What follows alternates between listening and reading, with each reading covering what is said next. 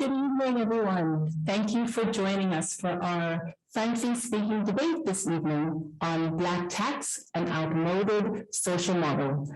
My name is Sisi Sitole. I am pleased to be your moderator for this evening. I was educated in Zimbabwe and currently live in the United States, where I work as an early childhood instructional coach. I'm a staunch advocate for equity in education, and as such, I'm working on bringing innovative models of early childhood development to our most under-resourced children and communities. Frankly Speaking is the brainchild of Father Isaac Fernandez of the Jesuit Southern African province. Frankly Speaking explores different topics with the express purpose of looking at the intersection of faith and contemporary life. Today, of course, we will be discussing a highly charged topic, Black tax, an outmoded social model. Our objective for this debate tonight is to make sure that everyone who joins and who hears is able to walk away with something to help move us forward to the future, whether an idea or steps of action. We really want to engage in an intellectual, constructive debate toward that end. We're hoping to discuss different considerations around Black tax, such as where did the term Black tax even come from? Like, where are those connotations from? We will also hopefully begin to explore whether Black tax is a burden on those who are giving, or if it's an investment. Simply put, Black tax means someone taking their financial earnings and supporting their family members, either immediate family or extended family. So we are looking forward to a robust and lively discussion around this topic. Temperatures are usually raised when we discuss Black tax, but again, we're hoping to move beyond that and look at workable solutions and actions for a way forward. I am joined by two very distinguished guests. I am pleased to welcome Mr. Gabriel Chipara, who will be giving his thoughts for the motion. And Mr. Chipara is a financial wellness consultant and also an alumnus of Ernst & Young. Giving thoughts against the motion is Dr. Baba Buntu. Dr. Buntu is an activist scholar who studies decolonization of African masculinity. So we are pleased to welcome both gentlemen. Welcome, gentlemen. Thank you, Tissy, and good evening, everyone. And welcome to Dr. Buntu. So the format of our debate is going to be in the Lincoln-Douglas format. Just for a bit of background, the Lincoln-Douglas debates were a series of historical debates between Abraham Lincoln, who was a Republican in the United States, and Stephen Douglas, who was a Democrat. And they were debating in order to try and get control of the Illinois General Assembly for their respective parties. Our debate is to be a modified version, and I will very briefly let you know what it's going to look like. Again, for the motion is Mr. Chipara. So Mr. Chipara will have 7 minutes to share his thoughts on why he thinks that Black tax is an outmoded social model. Dr. Buntu will then have 4 minutes to clarify the points that he has heard from Mr. Chipara. Dr. Buntu will then have his own 7 minutes to share his thoughts of why he's against the notion that Black tax is an outmoded social model, at which point Mr. Chipara will then have 4 minutes to clarify what he has heard from Dr. Buntu. From there, we will have a 2-minute break so both gentlemen can collect their thoughts and provide personal summations. During that 2 minutes, I will give a bit of guidance for audience participation. After that 2 minutes is done, both of our speakers will each have 3 minutes to give their personal summations both on their original thoughts and anything that they feel needs to be integrated based on what they heard from each other. So we are looking forward to this debate. Again, welcome to my guests. Welcome to all of you watching from wherever you're watching from in different time zones. Without further ado, let's get started. Mr. Chipara, we will start with you. Please share your thoughts on why you are for the motion. You will have 7 minutes, and I will give you a 1-minute warning. Right, So whenever you are ready, I'll start the timer. thank you. I'm ready now. We can start. Great. Right. Good evening, everyone, and thank you, Madam Moderator, for this opportunity to share my thoughts on this very contentious topic. Given my background as a former accountant and as someone who's been talking about financial literacy, financial education, as well as financial freedom here on the continent of Africa, it gives me pleasure to be for the motion, which says that this issue of black tax, however we're going to define it, is outmoded in terms of it being a social model, number one. Number two, I'm going to also touch on the fact that, yes, I am a beneficiary of the black tax system. I grew up in a poor family. I grew up in Zim. Yes, I may have traveled, but ordinarily, I'm a Zimbabwean based in Zimbabwe. So I am very much aware of how black tax has assisted me as a Zimbabwean, but at the same time, I'm also aware of what it feels like to be the one now paying the black tax. Meaning, as a beneficiary, yes, it was good to enjoy the benefits of it, but going forward, let's start with what my understanding of the term black tax is. Yes, as an accountant, like I said, tax means something that has to be paid at a certain rate, and the amount that's supposed to be paid is determined by someone else, not the payer. And the frequency is also determined by someone else, not the payer. So if I am to go by the strict definition of a tax, it means there's an element of unwillingness that is attached to the payment of sustenance of one's family, whether it's payment to the parents, to siblings, nieces, nephews. The point still remains that person who may be the only person within the big family who's able to pay something towards how a family can be looked after, that means to that person it's a tax.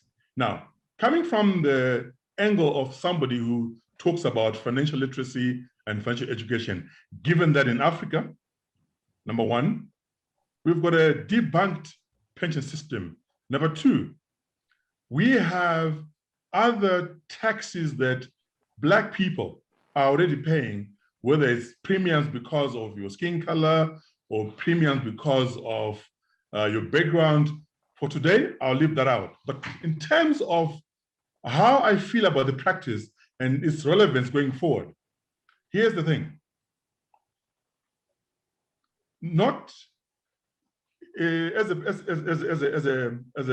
a beneficiary, how do you make sure that, one, you are paying the Black tax, but at the same time, as a young professional or a soon-to-be an adult professional or someone's about to get married, how do you ensure that you balance, one, what your responsibilities are as a person, particularly say you move out of the city that you grew up in and you go and work in maybe in Harare and you grew up in Bulawayo. I'm using Harare as Zimbabwean cities here. It means you've got your own bills. You've moved out of the parents' house. Number two, why is it that siblings who are able-bodied, just like you, who are looked after by the same parents as a professional, expect you as the person who supposedly on paper is making more money than anyone else in the family?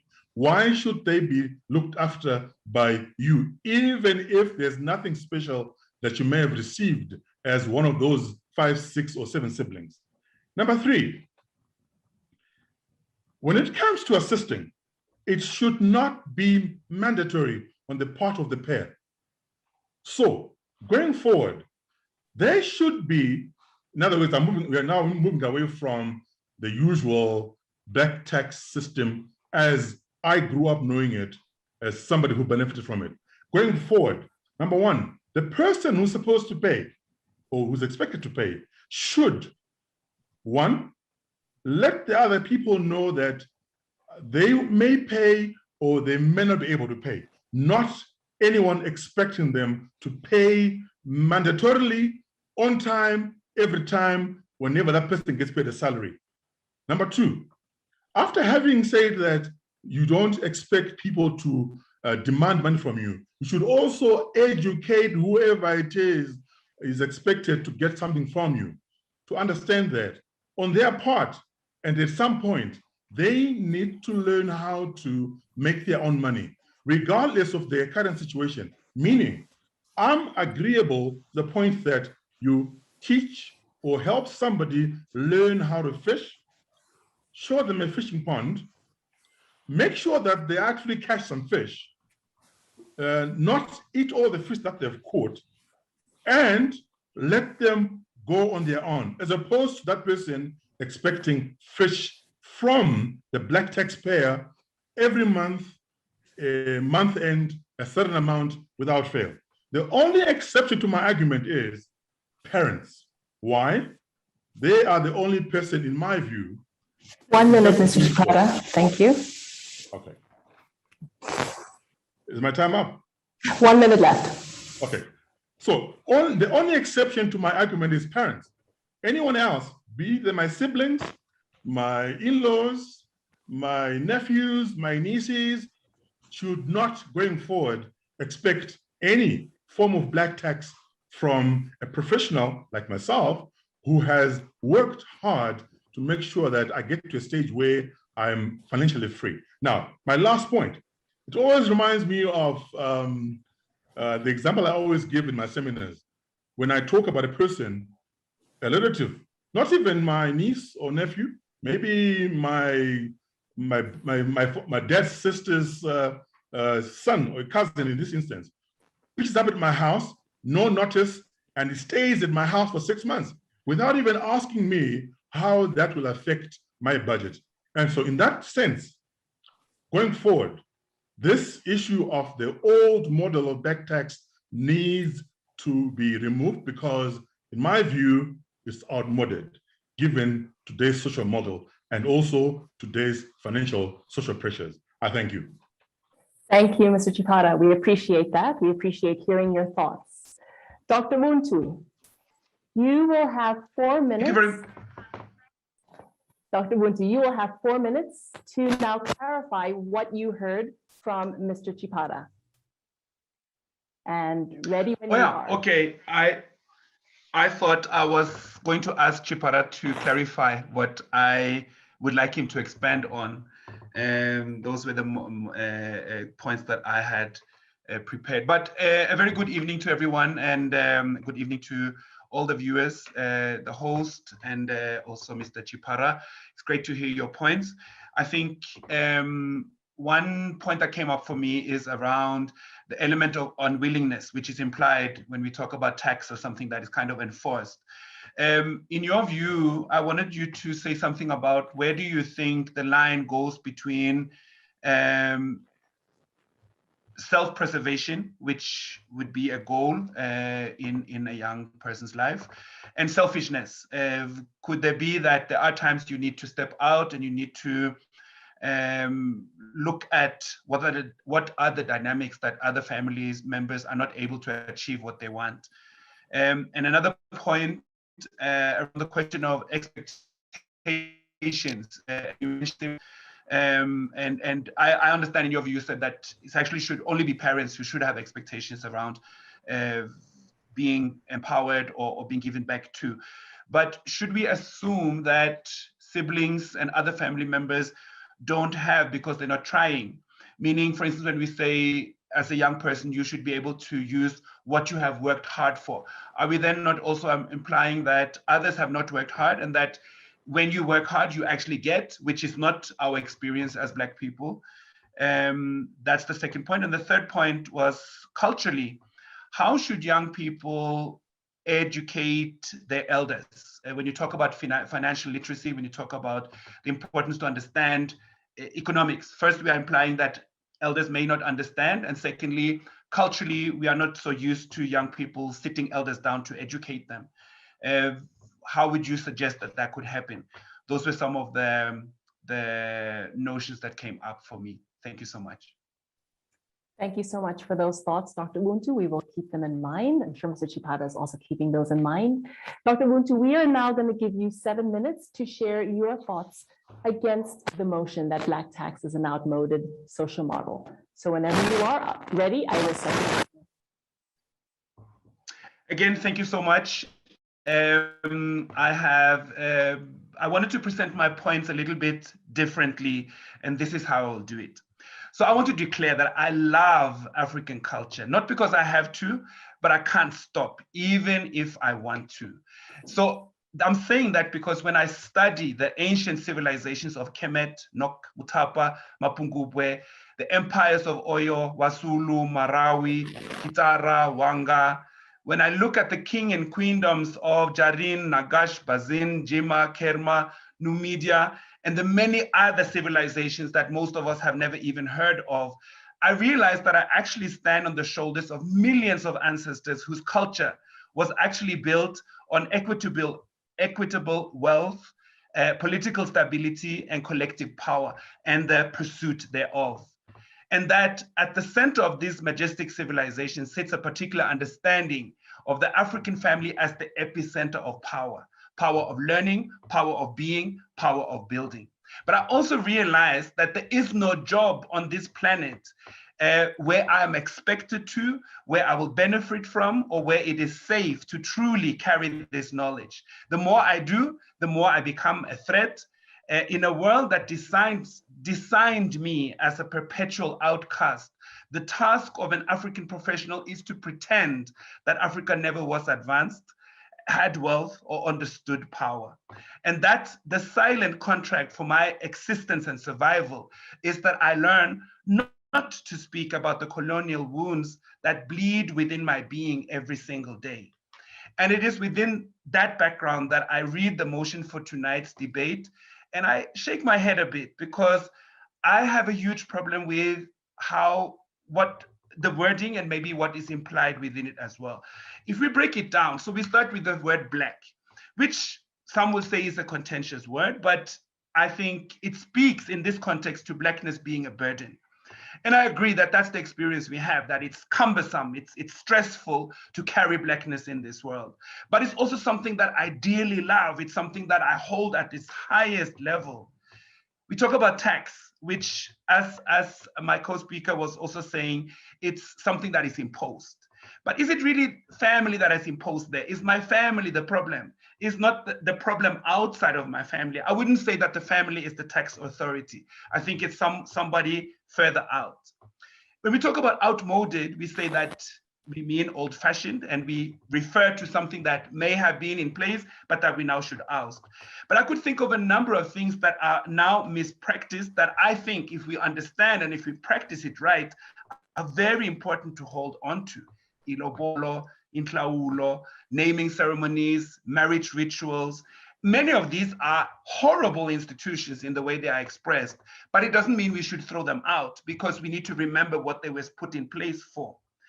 And also when we say a social model, I'm wondering if we say that Black tax, as it is explained, if it's a social model, doesn't that also then imply that we think that within the African nature, there isn't really anything else than to abuse or to take advantage or to squeeze as much as you can out of young people?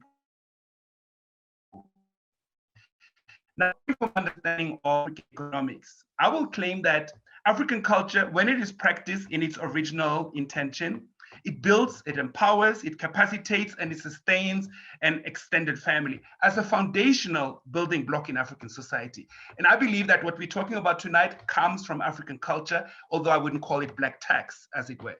Hence, the African child is supposed to be protected, supported, and guided to reach her or his potential. This is actually cultural empowerment. And in return, the African child will share, support, and show gratitude for what she or he has been given as a contribution to their cultural, as a form of cultural empowerment in itself. But I also realize that the politics of the Black experience is that we are designed to be servants of an exploitative system, which depends on our disempowerment and will never seek to give us power. As the broken vessels we all represent, our power has to be rebuilt from within. So when as parents we give and receive, and when I say parents, I don't just mean biological parents, I mean as families. And when we also receive from our children, it must be out of the commitment to our collective African power. And when our children receive from and give back to us as parents, elders, and family members, it must be in dedication to the self-determined Africa we all have a stake in rebuilding. I'm not speaking here as a stoic conservative with allegiance to cultural habits that pay us no service. I fully understand how the design of being dehumanized has corrupted our cultural literacy and our values, even within the family, actually, particularly within the family. And that many young people to this day keep being oppressed, taken advantage of, and exploited from the very parents and adults they were supposed to respect and trust. But I am speaking as an African who is a beneficiary and practitioner of Ma'at, the ancient African power concept of truth, balance, order, harmony, law, morality, and justice, which has its counterpart in what we often refer to as Ubuntu. In this world, when I have material gains, it is not necessarily a result of hard work and principled living. It is mostly because of luck, favor, and privilege. When I don't have, it is not because I'm lazy. It is because I live within a system that counts on my dependence and my suffocating normalcy while I attempt to be alive. 1 minute left, Dr. Buntu. So for me, the conversation is not about outmoding black tax. It is about refining African cultural values of reciprocity.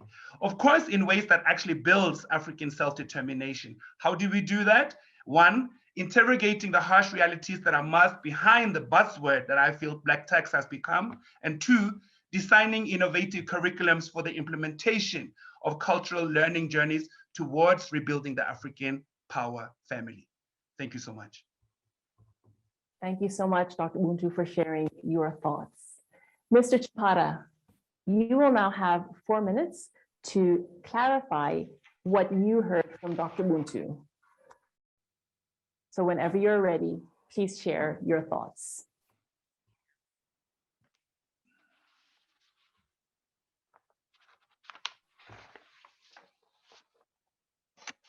Please unmute.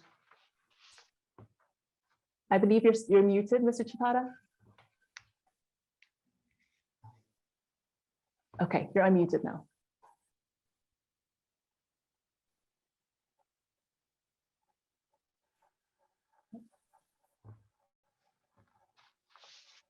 I think it's the host that has to unmute. Okay. Oh, thank you. Now I can unmute myself. Thank you very much. Sorry for that slight delay.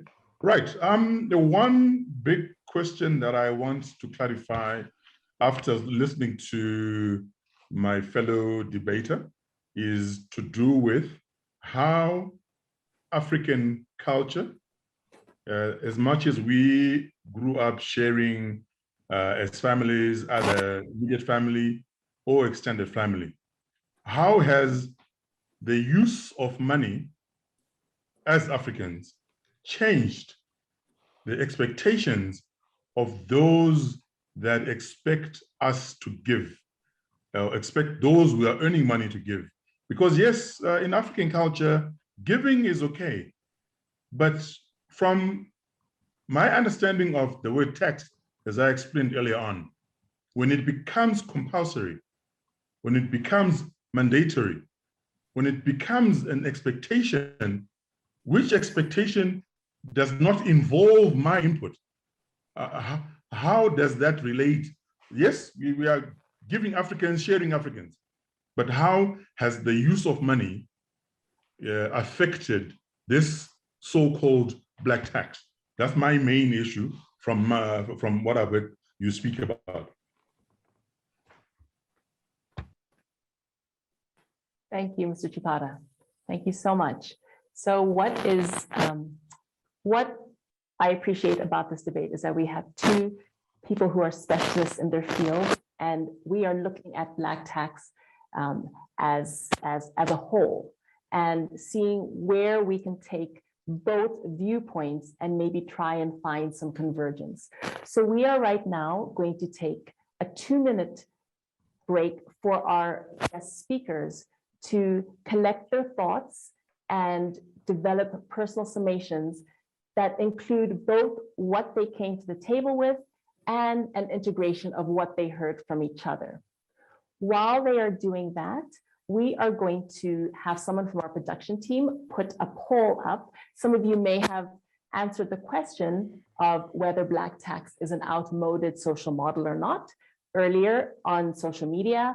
And so now we are going to look at those results and see what came of them. So if I can ask someone from our production team to put that poll up for our audience to view.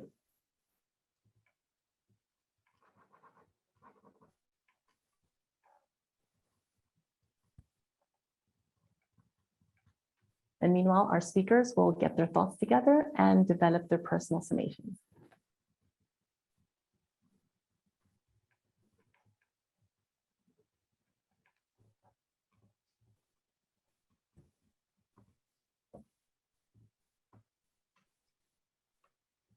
And while we're waiting for the poll, I'm going to ask you as audience members to also get your thoughts together based on what you've heard for and against the motion, because after we hear the personal summations, we are going to ask you then to vote for or against the motion. So please also get your thoughts together on what you have heard so far. And there we have it. Our poll is up. And it looks like we have 68 responses. 52.9% of people think that no, black tax is not an outdated social model. 47.1% agree that yes, it is.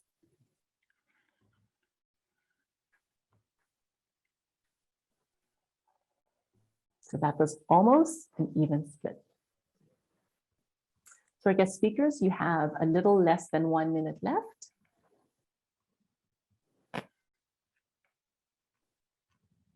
And again, as audience members, please think about what you've heard and think about what your thoughts are, whether they have remained the same, whether they may have changed.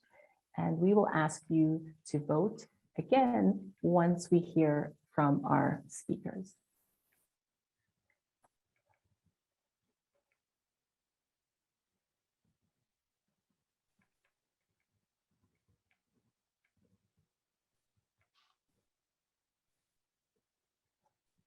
And our clock is winding down. Mr. Chipara, I'm going to ask you to please get ready. You will be first in your personal summation. So whenever you are ready, you will now have 3 minutes, Mr. Chipara, to share your personal summation based on what you came to the table with, integrated with what you've heard from Dr. Buntu. Please, whenever you're ready, Mr. Chipara, go ahead. Once again, Madam Moderator, thank you for this opportunity to share my thoughts on this very contentious issue.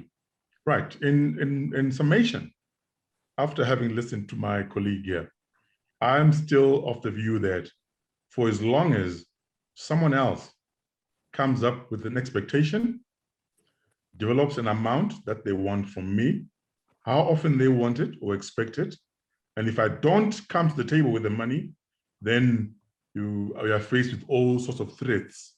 I'll disown you, you're not a good sibling, and all those things. For as long as that is there, the issue of black tax, as I've known it, as I've seen it around me when I do my seminars on financial wellness, that model is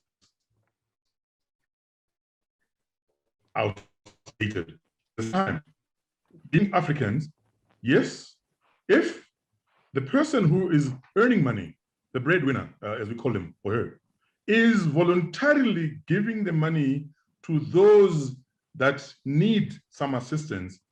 And when the money is not there, you don't get hounded down by those expecting money for you. Then the model will be okay going forward.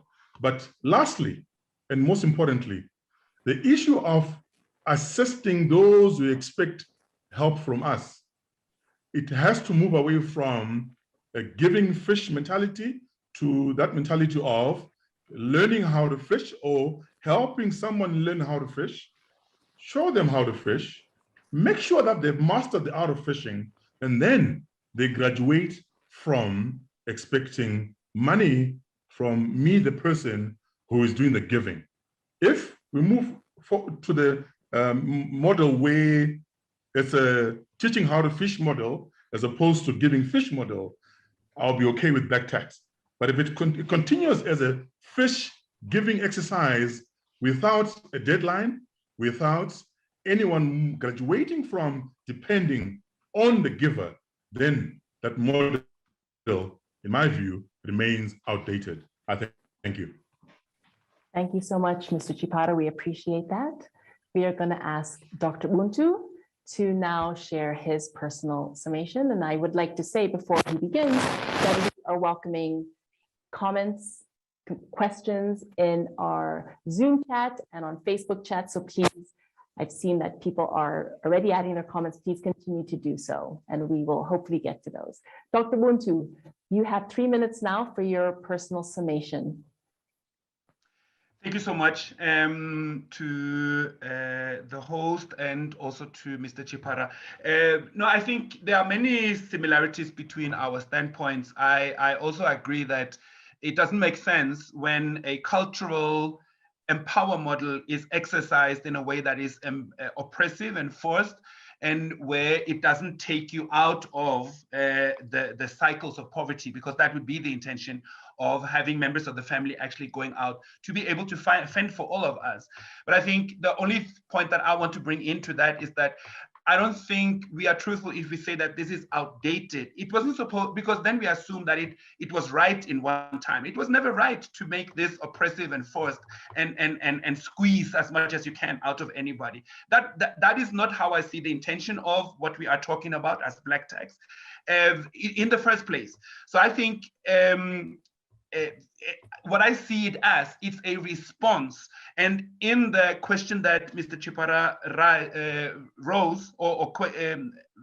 was raising, I want to just say something about what I think actually is the black tax. I think that what black tax really is black unemployment statistics. It's the unfair wealth distribution that keep ravishing and really dismantling our communities. It's the black abject and generational poverty that we're experiencing. It's the idea of a global village where black people still are the tea girls and the gardening boys. It's the land that black people used to own but can no longer own or struggle with finding the resources to own. It's the black income percentage in comparison to other races. It's what many black women have to do to their skin and their appearance to be seen as presentable in places so that they are recognized as professionals. It's how black men are seen as threats and are expected to not speak their truth. And what happens to us when we go into good education, good jobs, are getting paid good money? It comes as a huge price. And I think that's something we need to discuss much, much more in relation to what black tax. There's a huge cost for being black in this world. And I don't think the perpetrator is the perpetrator of that is the family. I think it's the oppressive societies that families have to navigate within. So for me, in direct response to the question of Chipara is, how did this change? I think when we have lived with patriarchy, when we have lived with capitalism, when we have lived with demonization of our own culture to such an extent that we have started to hating our own and despise our own, something also happens in the mind and in our how we relate to ourselves.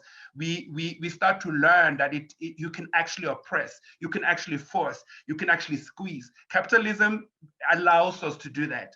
Patriarchy allows us to do that.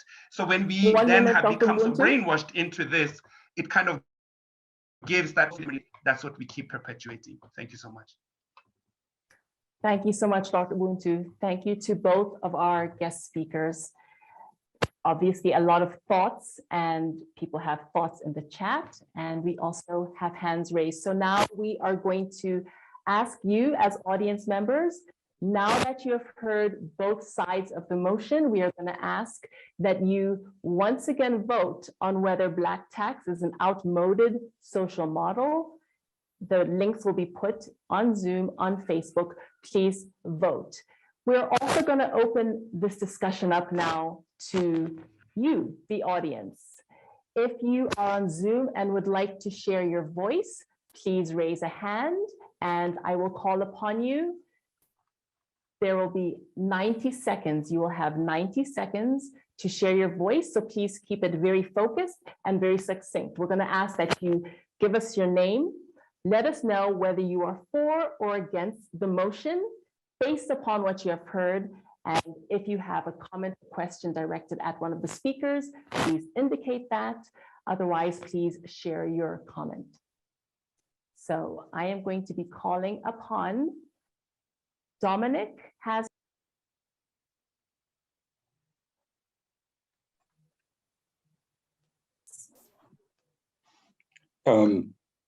My name is Dominic Muntanga. Thank you very much to my brother Gabs and Dr. Buntu. I think you both shared very interesting ideas about the culture and also about this being burdensome in some way. I've heard both sides, and I think that as a people, as Black people, we need to have a synthesis of both the ideas so that we can get to a point where this becomes a beneficial institution. And to do that, we should be reimagining this Black text based on principle. What's the principle? The principle here is very solid, that I am because we are. And this means that everyone must play a role. But in the current economic system, if we think of this in terms of just money, then we have a problem.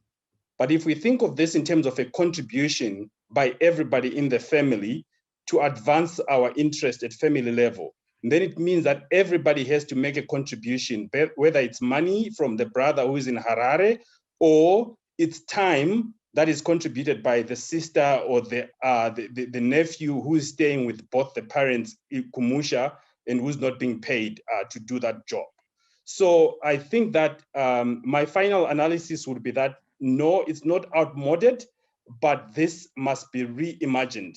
Because if we reimagine, we can then start placing value on everything that matters, including the time that people spend for which they are not paid.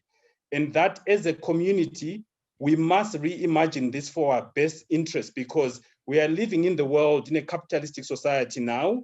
And if we practice the culture in its original form, we would be out of line because the world has changed. So we need to take the principle from the old culture and see how can we do it as a community so that we can actually advance our national interest.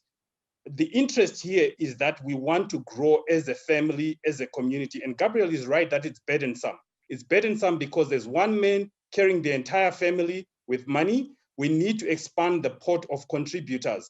And the contribution must not just be money, and we must value everybody's contribution.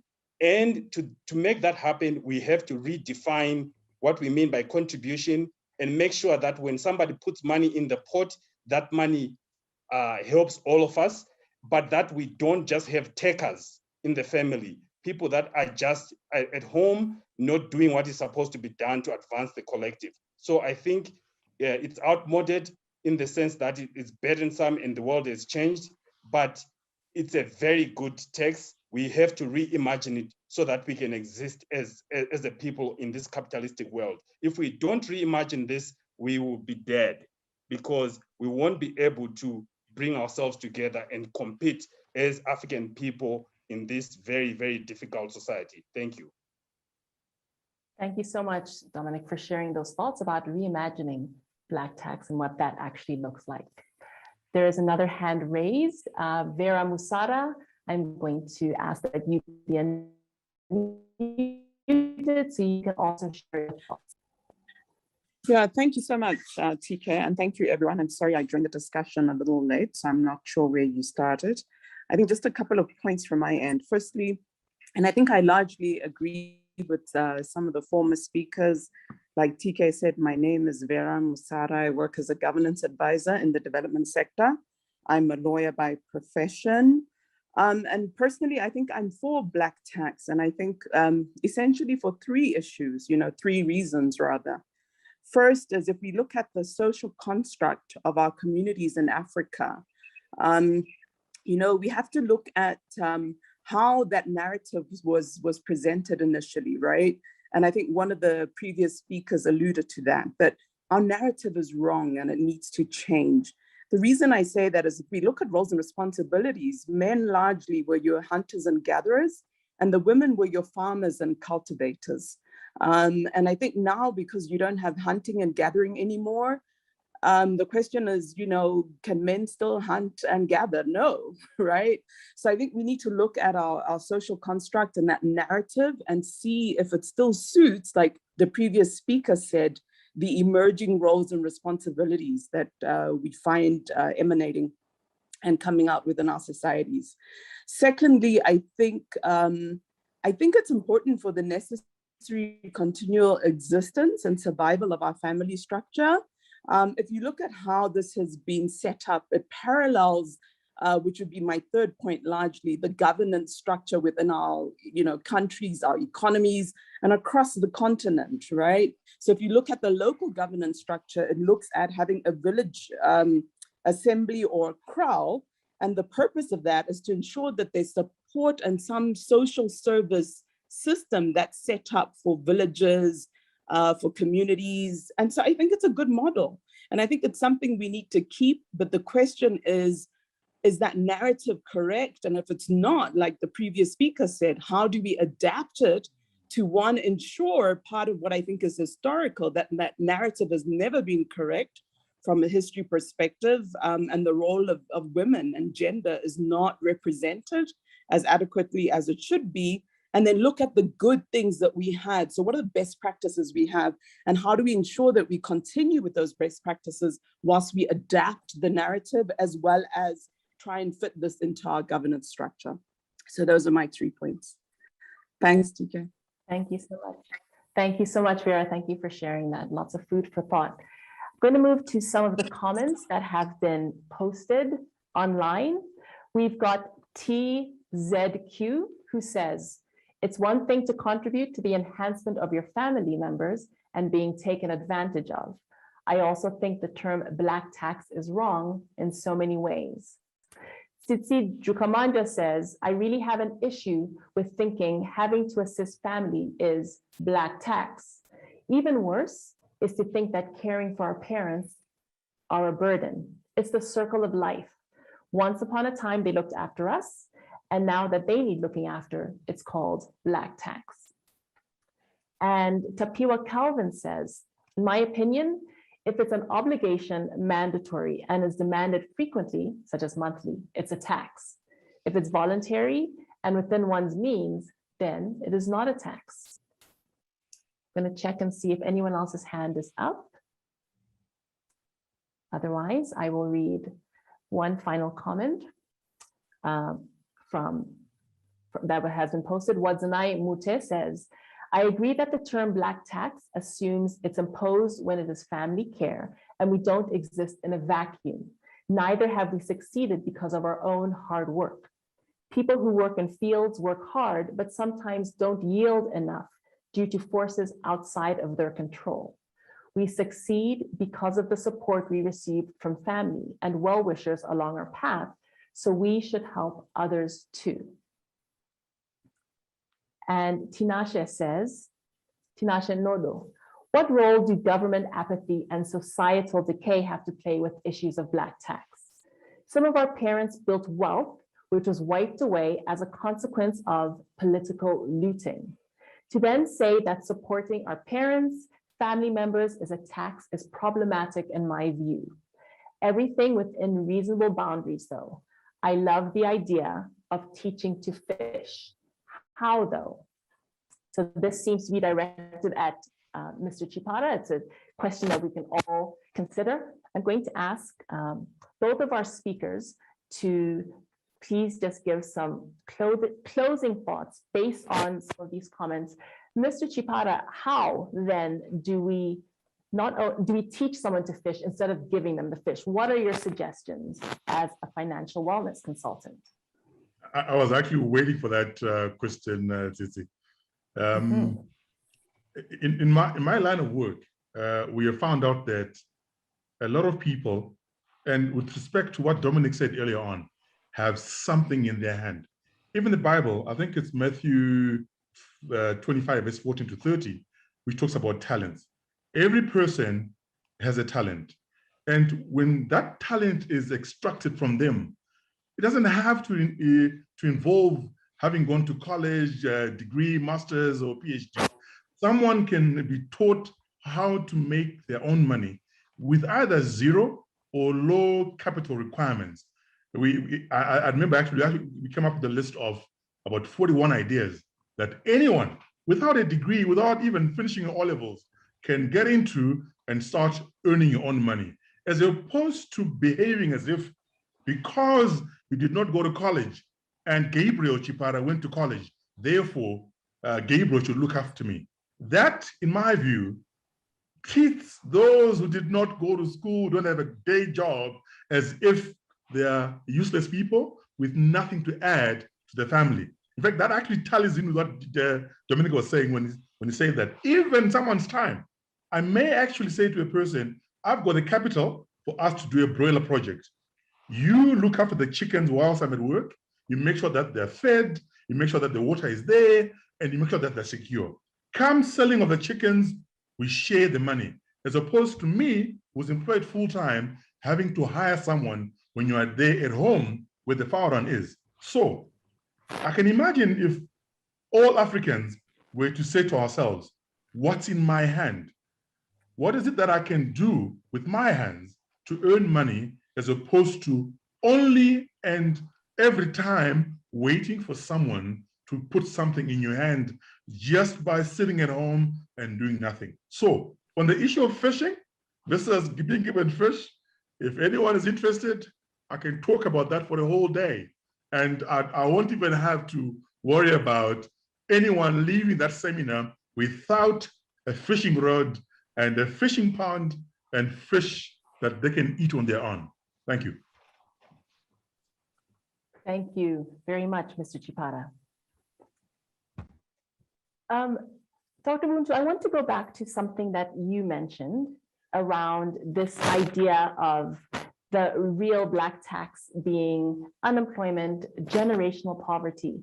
Perhaps we could expand a bit more on those thoughts, just looking at where we, as Blacks in the Black community, where we stand in terms of those things and how Black tax may have actually originated from those things. Would you mind just expanding more on that, please, Dr. Buntu? Thank you so much. And thank you again to everyone who's contributing very valid and great points to the conversation. I think my view is that it's not just us being greedy people, being exploitative people, being selfish. And I'm not trying to take away human agency from anyone or trying to belittle that also people have a personal responsibility for how they act, especially within the family. But I'm also saying that these are conditions that have been designed into us. We are living a trauma in many ways. If we look at our society, and maybe we should even use the example of what we are seeing happening in South Africa over the last few days, where a lot of people have said that they are going on rampage, they are being ridiculous, they are looting, they are stealing, and they're doing things that don't really address the problem. But I think just saying that is just to looking at the front cover. If we open the book and really look inside why people would go on rampage and loot and do things that to some people who can sit behind safe screens and just comment on Twitter and Facebook, it's also because people are living a trauma that we haven't really crafted a language for. And I think I want to tie that in to say, I completely agree with what Mr. Chipara and others have said about teaching somebody to fish. But I also want to, and this is again not to excuse human agency at all, but when we say that people shouldn't sit at home and do nothing, and again, we are addressing the front cover. I work with a lot of people that I know others would, when they see them or pass them or visit them, say, these people are doing nothing. When I start to work with them, I realize that it's not that they're doing nothing. They are pushed down by oppressive thoughts, by invalidation, by violent experiences, by so many different things.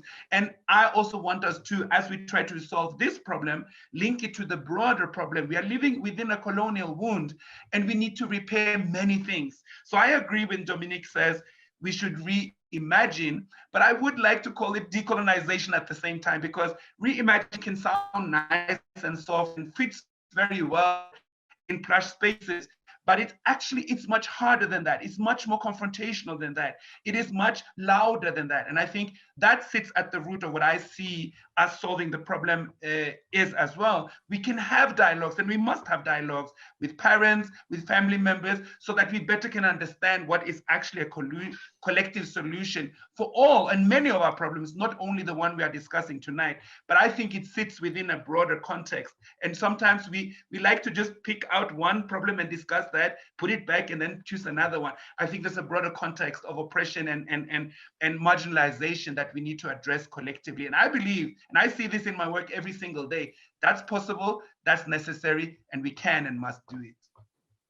Thank you so much, Dr. Buntu. You bring up some very salient points around the fact that there is trauma within our community. Thank you for bringing up what's happening in South Africa currently. You live there, so you are seeing what's happening in real time. So thank you for bringing up that point.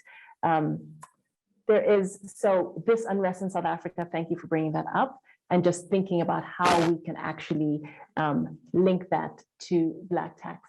I would like to ask Mr. Chipara if he has any thoughts on that angle, the fact that there is this history of oppression within the Black community. There is a history of trauma. Mr. Chipara, what are your thoughts around that, that angle around Black tax kind of being based in, like, steeped in that oppression?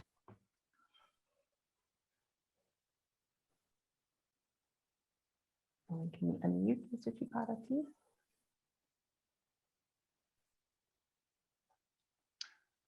I think the host needs to unmute again. Yes. Thank you. Thank you. Now I'm okay. Right. As regards the point that has been brought up, oppression, colonization, and where we've come from as Africans. I'm a student of African history. I did history in high school. I know all about that. But what I'm against is creating a dependency syndrome within a family, within a community, and use the fact that we were colonized before or we were oppressed before as the justification for not allowing someone the opportunity to learn how to fish. Yes, oppression has been there. Oppression is still there. I mean, look at what's happening in South Africa. I mean, the last couple of days. Yes, there are various ways of analyzing what's happening in South Africa, but one of the issues is poverty, unemployment, and the legacy of apartheid in South Africa. But having said that, when do we get to a stage as Africans where we say, hey, we were enslaved, we were colonized, we've been neo-colonized, we've been bombed, we've been whatever you want to put on that list of oppression. When do we get to say to ourselves, we can actually lift ourselves from this bad history by making sure that as we help those that depend on us, we are helping them so that one day they can stand on their own 2 feet. Like I said earlier on, the only exception is the parents. My sibling, yes, I like you, we were born of the same mother, but I am not going to allow any of my siblings or my nieces and nephews to think that Uncle Gabs will look after us until kingdom come. That, when looked at in conjunction with the, the development sector, where, like in my role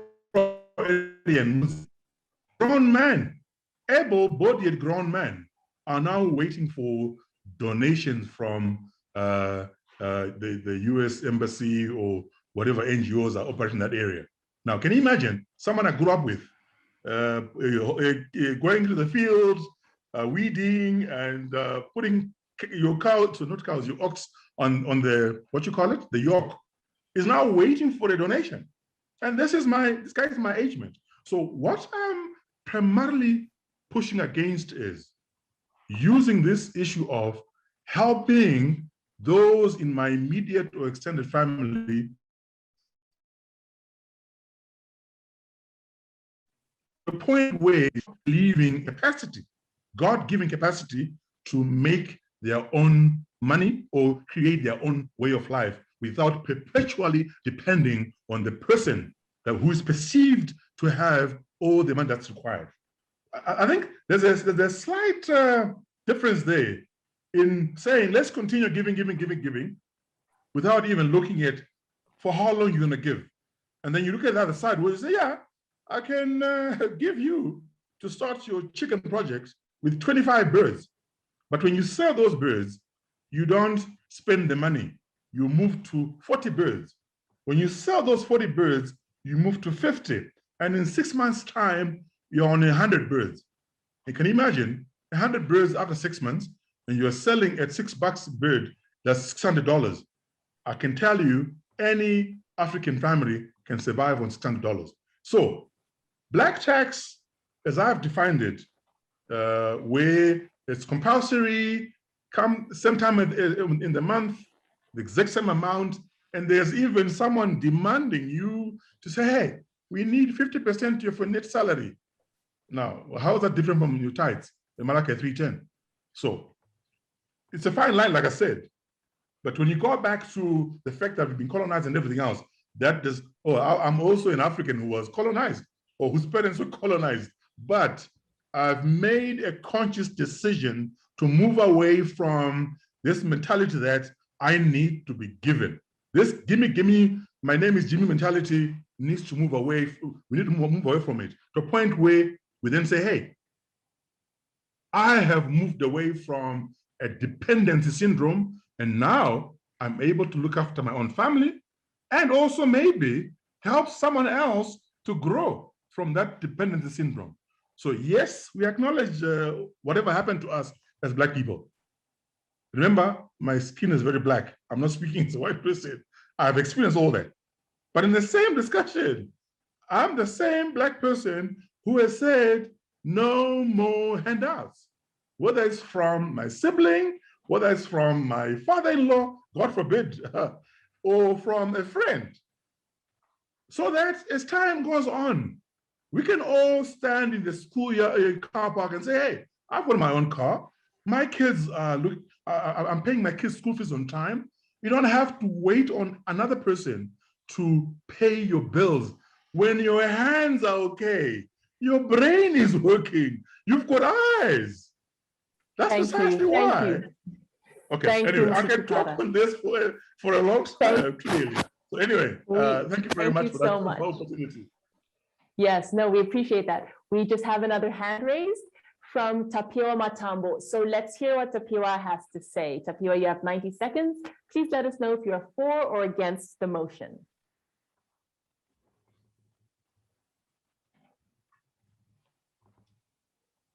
Hi, Madam Host. My name is Tapiwa Matambo. Welcome. Thank you very much. I'll try and make it quick. Okay, I'm totally for what Gabs is saying. We need to train our people to be self-sufficient. And I've discovered it over many years that you're always going to have a certain type of brother, cousin, no matter how much you give him to start a project, he is going to blow the money and come back after a month or two and ask for some more money. And I don't know if the best approach is to continue giving him money, because even if you give him money, I mean, he's going to blow it. And I think it comes down to one, if I can call it a business sensibility, which is delayed gratification. We don't know delayed gratification, I think, in Africa. The moment we get a freebie, I think like what's happening in the South African situation, if you listen to a lot of the excuses that are being given there, it's because the government hasn't done enough jobs, this, that, and the other. But if you compare the situation that Zimbabweans have with their economy in Zimbabwe and what the South Africans have in their economy, the South Africans have actually got a much, much better economy, which offers a lot more opportunities than what we have. But they are in a position where they are saying, no, the government needs to do more about jobs and this, that, and the other. And I think that's honestly BS, if I can use that word. We need to train our people to think for themselves, to have the faith that they can do it themselves, and to have the discipline for delayed gratification. You will find that someone whose business is struggling, really struggling, the first thing they think of when they get the first 10,000 US is to buy a car to show that they're doing okay. And I think that mentality needs to go away. So the approach has to be, we have to use the tough stick. People have to be taught to support themselves, to think for themselves, not to rely on others. And maybe it means they may have to go through a bad patch where, you know, tough love of some kind. Because the moment you continue giving them handouts, you're actually going to make it worse for them. And the next thing is they're going to come back with 2 pregnant girls and still expect you to help you look after them. So yeah, I'm totally for the black tax to be removed. Thank you. Thank you so much for sharing those thoughts, Tapiwa. We have the results of our final debate poll. I'm going to ask someone from the production team if they would please put those up. So what we have here is that we have 54.9% of people who say that no, black tax is not an outmoded social model, and 45.1% say yes, it is an outmoded social model. So compared to the first poll, still seems that it's kind of 50-50. We are going to begin to wrap up. I would like to summarize what we've heard tonight. There are, again, clearly many thoughts, a lot of emotion around this issue of black tax, even the fact that it's called black tax. Where did it come from? What does it look like? I would like to thank both of our guest speakers. We have Mr. Chipara, who is very much of the mindset that we need to empower ourselves as the Black community and learn how to take care of our financial wellness. So instead of giving and giving and giving, teaching each other, teaching our family members how they too can create some financial wellness. And then we have Dr. Buntu, who introduced us to all of those different civilizations. Thank you for that, Dr. Buntu, and who really talked about the culture that the Black community has been raised in, who talked about the fact that it's a whole system. We, as a Black community, are in a system of oppression. And what does that do in terms of the trauma that we face? And how does that impact how we look at this whole notion of Black tax? So we hope that you are going to walk away from this debate, again, thinking about something you heard in the debate that you can now carry forward with you and put into action. We are asking you to, if you would like to continue with this debate, please go to franklyspeakingzw@gmail.com. Again, that is frankly speaking, no spaces, ZW, no space, @gmail.com to continue with this discussion. Thank you for joining us tonight. Thank you for sharing your thoughts.